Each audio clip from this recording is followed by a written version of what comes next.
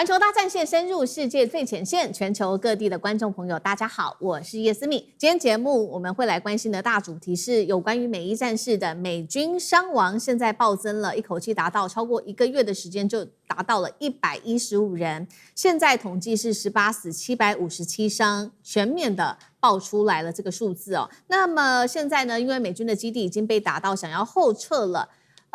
所以呢，川普也祭出了其他的招數，也就是使用所謂的經濟牌，這個叫做經濟 D-Day， 並且還需要中國大陸的幫忙，怎麼一回事呢？等一下就這些議題，我們會做深度剖析。先歡迎在場來賓，首先歡迎台北市議員侯漢廷議員。主持人好，大家好。資深媒體人彭華幹幹哥。思敏好，大家好。陸軍退役少將李正傑將軍。思敏好，各位觀眾大家好。好，觀眾朋友，今天節目一開始請先幫我們節目按讚，並且留言區寫下你在哪一個城市收看。如果可以的話，歡迎觀眾朋友按下熱推鍵，或者是在留言區你也可以寫下熱推。再次的提醒觀眾朋友，環球大戰線會員頻道已經成立了，大家趕快去環球大戰線的主頻按下加入，就可以成為我們的戰友了。今天有關於美伊戰事，我們要趕快來看到，尤其是有關於這一場戰事，美軍的傷亡賬本，現在說越藏不住了嗎？五角大廈現在有一個最新的資料顯示，美伊戰爭從當時開戰的2月28號打到現在最新的傷亡數字出來是18人死亡，757人受傷。注意了這個數字哦，其實呢，我們現在看起來它是一批一批的不斷的上升的，而這一次呢，五角大廈一口氣新增的受傷的人數是50個人，等於說短短的1個月，一口氣暴增了大約是115個人受傷，這是突然間一次性的爆出來的一個數字。而且有關於傷亡數字，其實一直都爭議不斷，因為我們還記得嗎？當時在7月份的時候，五角大廈突然間把4名的死亡的官兵從當時的這個統計數字當中給移除哦，那麼還有數十名的傷兵也跟着消失，把它列為在海外行動，也就是另增了一個欄位，讓它不會看起來數字這麼的難看。外界質疑官方統計到底完不完整，所以說也就是因為此哦，大家也在看說，新增的這個數字到底是真的還是假的，還是根本就不只是這樣的一個數字。CNN 也特別指出了，美軍傷亡往往都不是在第一個時間公布，而是分批來進行。7月份，這個美方也承認了，伊朗的新一波攻擊造成100人受傷，但是這個時候的數十人的數字沒有被列入考量當中，所以這個到底757人是不是最後的數字呢？大家也在質疑哦。尤其伊朗的攻擊範圍，我們這幾天報了非常多，不斷的擴大到了波灣許多個地區的國家，橫跨像是巴林、伊拉克，甚至是以色列、約旦、科威特、沙烏地阿拉伯、阿聯等等。傷亡數字持續的增加，有關於這些數字有沒有可能是美軍要刻意淡化有關於戰爭的這個數字？請教漢廷怎麼看？7月26號，美國國防部呢在國防傷亡分析系統的網站添加了一個網頁，叫做海外行動傷亡數字，把7月7號以來新一輪的傷亡名單單獨列出，不計入以前史詩怒火行動。就如果我們只看史詩怒火的那一欄，傷亡數看起來沒那麼多。而且呢，在美國傷亡分析系統啊，曾經有4名死亡人員和數十名的受傷人員從統計中消失後又恢復。那五角大廈解釋是臨時的數據中斷。那也因此，媒體和議員都質疑，是不是你要掩蓋一些傷亡？而且後來呢，美國的中央司令部他也不再向媒體記者提供美軍傷亡的最新情況了啊。那官方說這是為了安全需要，所以外界是沒有辦法實時追蹤，只能夠等待批量的更新。所以757是最終的數字嗎？大概不是，真實的傷亡人數根據 CNN 還有呢 Intercept 的估算，估計已經超過900多人。那因為伊朗的打擊也非常廣大，美軍的傷亡分布在巴林、伊拉克、以色列、約旦、科威特等一大堆的國家，所以這些廣泛的分布很可能漏報的幾率就很大。但是呢，為什麼需要去做拆表？如果我們從政治上面來分析啊，就為什麼要在7月26號拆分開來，而且就是在史詩怒火結束之後，被這個川普來這樣搞？因為我們要看時間點，5月5號，川普宣布史詩怒火行動結束了。7月7號，但美國對伊朗發動了新一輪的打擊。到了7月26號，就新增了海外傷亡的海外行動的類別傷亡。那8月19號合併之後的數字才曝光，說，怎麼感覺人數這麼多啊？所以很簡單，就川普想要讓史詩怒火的行動啊，停在一個相對好看的數字上。當初只有14名死亡啊，400多人受傷啊。然後7月之後，新的一輪呢另起爐灶啊，叫做海外行動。那這樣大家第一眼看到史詩怒火的時候，傷亡數字啊就不會太難看啊。所以這是川普他為了選舉，然後呢去包裝整個的數量。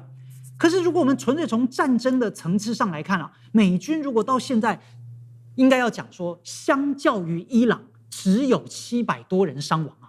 對。伊朗在第一年3月份的時候公布了，就多少人呢？就已經有超過2萬人的1500多人的死亡，2萬人的受傷。而且當中呢，大量是平民，甚至還有数百名的兒童。也別忘了，就從一開始最早的時候是打擊到了女子學校，是在上課時段有165名學校的孩童直接罹難身亡。那也才引發了全世界的關注。怎麼你美國、以色列打擊伊朗，那不是去打擊軍事目的，不是去打擊軍事設施，你是無差別轟炸，然後導致大量的無辜平民跟孩童傷亡。後續呢，又去襲擊了伊朗的什麼體育館啦，然後呢，這個運動設施啦，大量的學校、醫院、醫護人員，然後大量死亡，300萬人流離失所，50萬人無家可歸。這還是伊朗在今年3月份的統計，而後續更新的呢，肯定死傷更加的慘重。所以如果我们要說，哎呀，你看這個美國死傷了好多人吶，好可憐吶，但大部分他們都是軍人。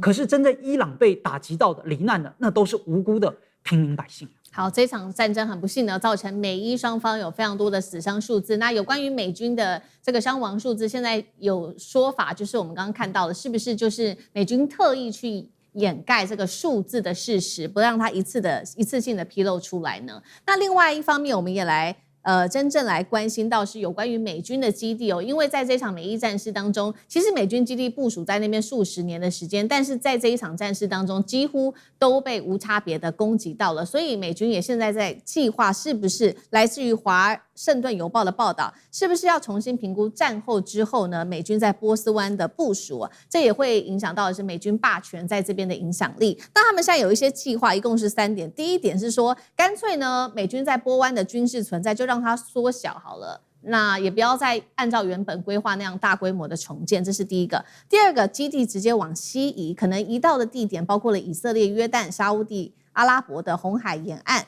第三個，乾脆就直接把它關閉，就是說，如果是在伊朗的射程之內的基地，乾脆就直接把它關閉好了。但是現在要注意到的事情是說，如果你是怕被伊朗攻擊的話，怕是在它的射程之內被它攻擊的話，那你就把它關閉的話，那恐怕有很大的這個問題。因為呢，其實我們看到伊朗它的遠程打擊可以到非常遠的地方，甚至在今年的7月份，約旦的空軍基地都遭到伊朗的飛彈攻擊，當時還造成3名美軍死亡跟數十人受傷這樣的一個慘劇哦。那再來就是說，要不要移開在波灣地區的美軍基地，很關鍵的原因是因為美軍在這邊控制了數十年的時間，早就建立了一張很完整的基地網。如果它離伊朗近的話，它的反應速度當然是最快的。但是如果移太近的話，我們看到如果在伊朗的附近，又會成為箭靶。現在讓美軍真的是非常的為難。酈將軍怎麼看？其實我一直觀察這次美伊的戰爭，我如果說是美國現在真的有這種規劃，準備要軍隊要選擇撤離這個波斯灣來講的話，我認為就伊朗來講，他不但獲得戰爭勝利的初期戰果，也獲得他擴張的戰果，那現在更獲得他戰略追擊的戰果都獲得了哈。因為伊朗來講，初期來講，他可能要保住他的政權，要保住他繼續能夠發展他的核武器、核設施哈，然後之後來講，美伊開戰之後，他的戰果獲得戰果就是荷姆茲海峽，他的話語權掌控在他。那現在來講的話，我講他戰略追擊的戰果就是讓美軍整個撤離波斯灣。但是你要知道，這個從歷史來看，美軍為什麼會在波斯灣？當初不就是因為美國自己的貪婪跟自己的霸權嘛？他認為說是我控制了整個波斯灣這一塊的土地。產有非常豐富的這種油源哈，所以他必須要駐軍在這個地方，主要是掌握這個地方的油源。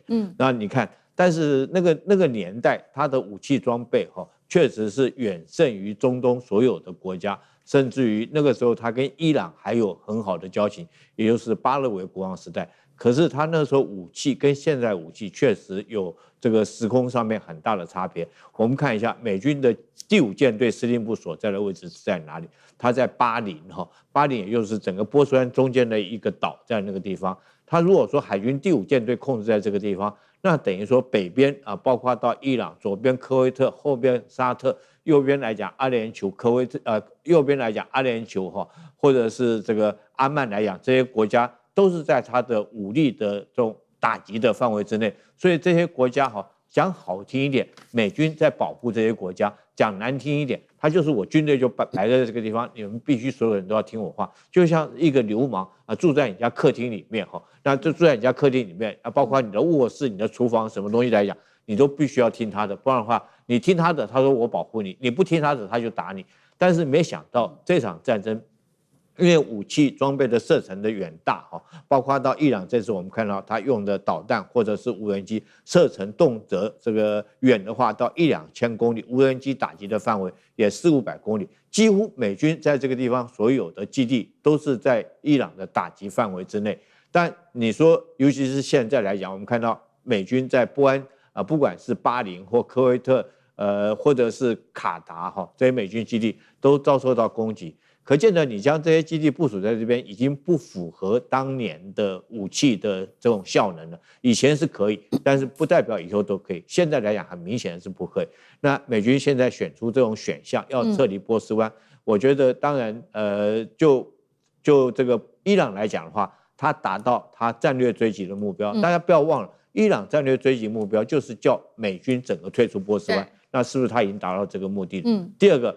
可以很明顯看出來，如果美軍選擇退出波斯灣之後，那美軍在整個中東地區的影響力將會大幅的減弱。那試問一下，誰的勢力會進入波斯灣？那之後不就是中國大陸或者是俄羅斯的勢力就會填補美軍離開以後這個勢力範圍？所以我覺得川普來講的話，這次不只是軍事上輸了哈，地緣戰略上面也是大輸特輸。好，所以其實我們現在。其實可以很清楚的看出來，對於川普來說，軍事的成本現在在波灣地區，在這個地區呢，已經他的這個軍事牌的成本已經越打越高了。那怎麼辦呢？所以要想其他的辦法來制止伊朗。所以現在最新打的牌就是經濟牌了。但他們也祭出了這個經濟牌的名稱，就叫做 D-Day， 要來對伊朗實施全面的這個經濟上面的制裁。貝森特財長是這樣放話的，他說這是史上最嚴厲的一個伊朗的針對伊朗的制裁，這樣可以降低美軍用這個大規模的兵力的一個必要性。那他也點明了說，2個國家你今天必須要配合我們美國來針對伊朗做經濟上面的制裁。但重點是這些國家會不會聽他的呢？好，我們先來看到被美國點名的第一個國家就是中國大陸，第2個國家就是阿聯了。好，為什麼第一個點名中國呢？因為呢，美國認為中國一直跟伊朗買石油，而且比重超過了它的出口的80%。只要北京不配合，美國就很難真正掐斷伊朗它的石油經濟命脈。但是中國也反駁了，他認為說他不接受靠制裁來解決所謂的伊朗問題。中國認為這根本就不是重點。這是針對第一個國家中國，第2個國家就是阿曼了。美國是這樣認為的，他說雖然阿曼有停止宣布跟伊朗有做金融上面的往來，但是呢，杜拜這幾十年來還是伊朗重要的貿易跟轉口外匯的中心，一口氣要拔掉這些累積幾十年背後的公司跟商人金融網絡，根本就沒有這麼容易。我們看到這2個國家沒有完全配合就算了，現在呢，就是因為經濟上的制裁已經嚴重影響到美國的國內的這個通膨，尤其是在石油的部分哦。我們先來看到最新的布蘭特原油，現在價格衝破了$93，近1個月的新高。而且伊朗還放話，他說接下來會針對於荷姆茲海峽周遭的海灣石油出口設施在進行攻擊哦，可能還會再把油價推高。第2個就是我們討論到的柴油鏈解價了，現在直接飆破了每桶$100，這對於接下來川普11月份的期中選舉來說，可以說是非常的不利。幹哥怎麼看？川普他已經沒有招可以用了，所以經濟版的諾曼底登陸，要開始了。財政部長貝森特說，下禮拜一我就會公布實際的這個制裁的這個詳細的手段。我聽了半天，我覺得啊，諾曼底登陸啊 ，D-Day 啊，嚇死了！為什麼？因為 D-Day 就代表說什麼？就代表說那個是絕對是全面大規模的報復行動。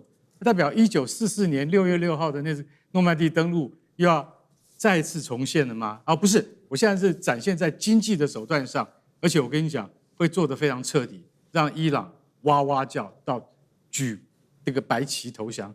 覺得這個可能性真的是不高。為什麼？經濟制裁對於伊朗這樣的文明古國而言，其實我說句實在話，它雖然說它現在已經非常的現代化，但是伊朗的經濟體不是像我們一般西方民主國家用那樣子的 financial 的那樣子的量化可以去判斷出來說，如果它遭受到巨大的經濟制裁，因為要知道伊朗遭受經濟制裁已經超過10年以上，被美國制裁已經這麼久了。你說他的這個國家有因為這樣而頹圮而傾倒嗎？並沒有。那當然，他最近在這個波斯灣的戰爭上面，荷姆茲海峽啊，油輪不能進不能出，對自己本身也有影響。可是伊朗仍然能夠靠出售石油得到什麼？得到他國家的外匯收入，靠的是什麼？靠的就是阿拉伯聯合大公國這個酋長國，所以伊朗在那個杜拜設置了非常多空投公司，空殼公司。其實說白了，這些公司就是 IRGC 設立的，就是革命衛隊設立的，這些公司設立，它就是伊朗在針對國外的石油利益的收購以及換匯的這個利益上，都是由這些空投公司所收進來的。所以其實在阿拉伯聯合大公國對他來講的話，其實是非常重要的。杜拜始終是伊朗的一個什麼？伊朗它可以化身躲在那個杜拜後面啊，就德黑蘭躲在杜拜後面，它還是能夠取得外匯。其實這個非常重要，就是說外匯就是美金。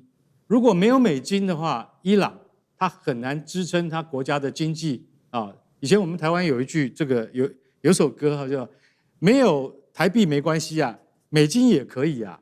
如果台幣跟美金都沒有，那王八烏龜才會愛你啊。”所以我可以告訴你，這一首歌的意思是告訴你說，杜拜它仍然需要伊朗在這邊設置的這些空投公司。為什麼？那也是外匯收入的一種。而且最重要的是，阿聯在南岸，伊朗在北岸，中間就是荷姆茲海峽。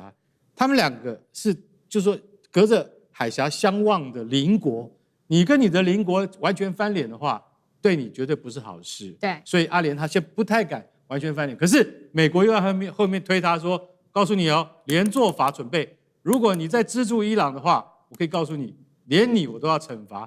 那阿聯就非常為難啊，對不對？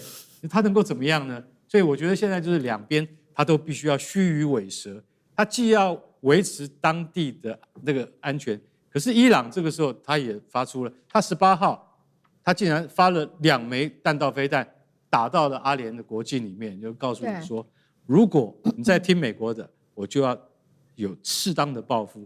所以其實老實講，美國、伊朗跟阿聯3國都在尋求一個平衡點。但是如果美國真的要祭出這個超級報復手段的話，那阿聯是不是要完全聽美國的？這是一個很大的問號。就算阿聯聽了美國的，不再資助伊朗或幫伊朗轉匯美元，那伊朗就會因此而倒下來嗎？我看也未必。因為為什麼？中國的態度最重要。如果中國還是支持伊朗的話，美國這一招也是沒有用的。好，謝謝幹哥。那我們休息一下，馬上回來。觀眾朋友們，我們要開會員頻道啦！因應呢美中、中東還有印太的亂局，你看到的是新聞，我們看到的是背後誰在操控這個世界。加入會員可以取得獨家視角的通行證，你將優先取得更深的觀點判讀，包括了核心真相分析、歷史脈絡拆解、局勢推演邏輯。同時解鎖會員勳章、優先互動權、問題解析、幕後花絮，支持我們制作高品質的影片。點擊下方的加入鍵，一起成為戰友吧！我們會員頻道見。